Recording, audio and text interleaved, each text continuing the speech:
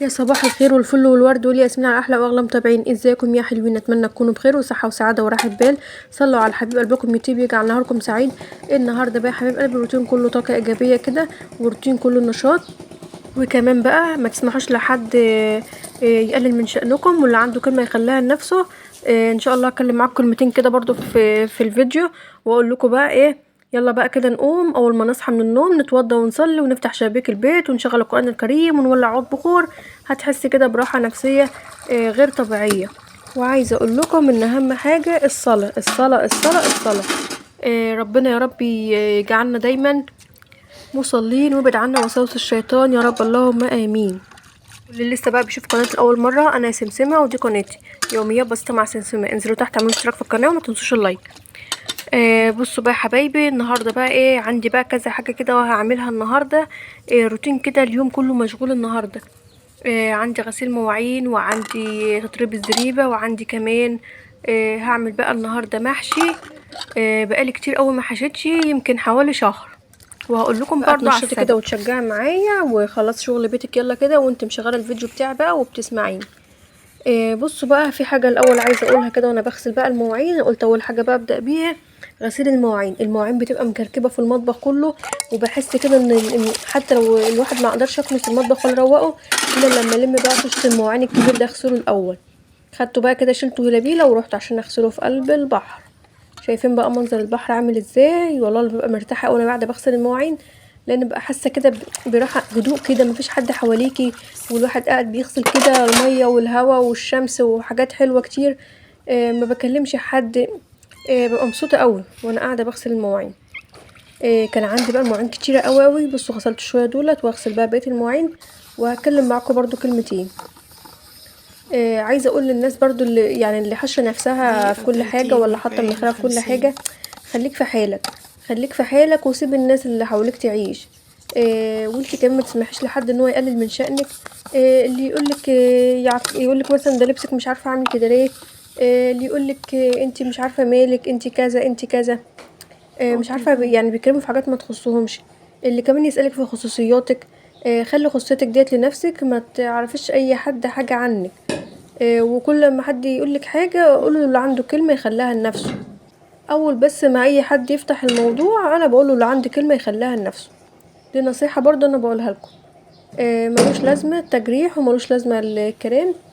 مقاسفة بس ما تحس ان اللي قدامك فتح معاكي اي موضوع كده هيقلل منك او هيجرحك او هيقول اي حاجة كده مش مظبوطة، قولوا اللي عنده كلمة يخليها لنفسه. دايما كل الناس بتحب انها تنصح نفسها، تنصح غيرها وما تنصحش نفسها. مش عارفة ايه السبب. كل واحد ينصح نفسه، كل واحد يخليه في همه ويخليه في اللي هو فيه. يعني دلوقتي في اللي احنا الايام اللي احنا عايشين فيها ديت، الدنيا بقتش مستحملة كده. والله انا عمري ما سألت حد انت عندك ايه، ولا معاك ايه، ولا بتصرف ايه، ولا جبت ايه، ولا ما جبتش ايه. مش عارفة ليه اللي حواليا هم اللي دايما عندهم فضول المهم. فكل واحد يخليه في نفسه، واللي عنده كلمة يخليها لنفسه. بعد بقى ما خلصت المواعين لميت بقى، كان في شوية وحلة كده في الزريبة لميتهم اهوت. وبعد كده بقى ايه، هوديهم بقى على السباخ، وهرجع بقى دلوقتي اجيب شوية تراب كده ايه. ما جبتش بقى من الراتش، وقلت في شوية كده جنب الجدار اروق كده قدام باب البيت، والم شوية اللي مش شايفيني بلمهم بالفاس دول. ويا رب بس ايه تكون الفيديوهات بتعجبكم وتكونوا بتستفادوا مني باي حاجة. عايزه كمان اقول لكم ان انا وديت بقى مره كده، وهاخد بقى شويه دولك كده ارشرشهم بقى كده عشان الزريبه كانت معفنه، يعني مش نظيفه خالص. بقالها كام يوم ما اتعملش. فده بيأثر برضو الواحد. لو ساب الحاجه في يوم، يعني لو عملها كل يوم هتبقى كويسه، ما تاخدش منك شغل كتير ولا تاخد من الواحد مجهود كتير. لو اتسابت 3 ايام، بصي بقى تقعدي بقى اروح واجي اروح واجي اروح واجي لمده 4 5 مرات. زي ما يكون الواحد يعني بيعمل تمارين تمارين الصباح. بعد كده بقى كنت محتاجه شويه كمان بقى خلصتها. وقلت بقى اطلع بقى، كنت جايبه كرنبتين كده صغيرين. طلعت عشان اسلقهم، حطيت الميه وحطيت لها رشه كمون وشويه ملح، واسلق الكرنبتين بتوعي. ده بقى شكل الكرنب اهوت. بعد ما سلقته قطعت شويه دولت كده، وبقيتهم اهوت. كان عندي بقى كمان كيس صلصه. الطماطم بتبقى رخيصه، كنت جايبه كيلو طماطم ب3 جنيه ونص، 3 ب10. فانا كنت مخزناها صلصه بالشكل ده. طلعت الفرخه ديت كمان عشان اعملها بقى واسويها جنب المحشي. خرطت الخضره اهوت كمان، ديت كزبره وشبت وبقدونس. وهقعد بقى دلوقتي عشان اقطع الورق بتاع الكرنب بتاعي. انا ما عملتش الا ورق الكرنب ده.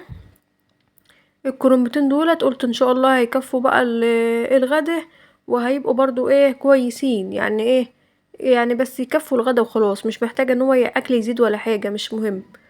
بكره بقى نبقى ربنا يعيننا كده اما نعيش كده ونقوم من النوم نبقى نشوف هنعمل نحرش بقى، نعمل اي حاجه مش مشكله. ودول بقى هم عملوا معايا الورق دولت ال5 سطور دول. وكمان بقى قلب كرنب انا ما رميتهوش، دي اسمها الوزه، احنا متربيين عليه.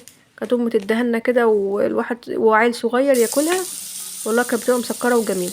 هنا بقى اعمل الصلصه بتاعتي. خرجت كده بصلايه كبيره وشوحتها ونزلت عليها بصلصه الطماطم. طبعا الصلصه مستويه جاهزه.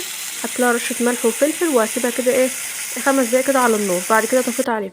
هنا بقى جبت ميه سخنه وبعدين حطيت لها ورق لورا روزماري وبصله ورشه من الفلفل، ونزلت بقى بالفرخه بتاعتي هسيبها تستوي تغلي وبعدين اوطي عليها النار. هنا بقى غسلت بقى حوالي الكرنبتين دول خدوا كل الا ربع من الرز وصفيته من الميه كويس، ونزلت عليه بالصلصه التخديعه اللي احنا بنقول عليه، ونزلت عليها بقى بالخضره والملح بقى والبهارات السبعه. وهقلب بقى كده عشان اجهز بقى الخلطه عشان اقعد احشي المحشي بتاعي. عايزه اقول لكم ان بقالي شهر ما حشيتش، كل ما اجي احشي يقولوا لي بلاش محشي بلاش محشي. اعمل رز وشويه فاصوليا شويه لوبيا شويه اي حاجه. قلت لا بقى المحشي لابد منه، احنا خلاص زهقنا بقى من الرز والحاجات دي والمكرونه والعيش والعدس بصوا بقى انا بدات اهو تحشي بقى يعني. حشيت شويه وده كان فاضل سطر واحد في الحله اللي انا كنت بحشيه ده. النور قطع يا دوبك انا خلصت الرز والنور قطع على طول. هقعد بقى الف اللي فاضل في الضلمه كده مش مشكله.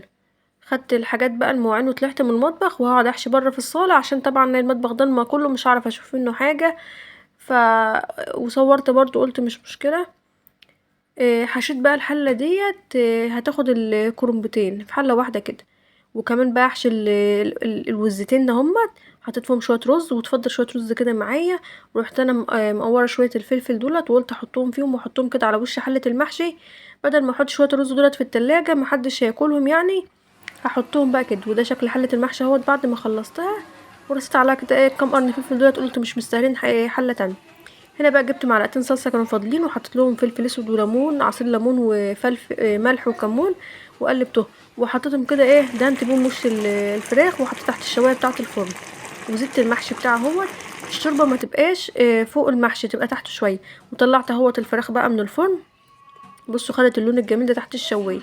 وهنا بقى المحشي كان استوى معايا بعد ما غلي وطيت عليه لمده 10 دقايق، وده شكله بعد ما استوى. وده بقى الكام قرن الفلفل اللي انا كنت حطاهم فوق حله المحشي استوى مهوت برضو.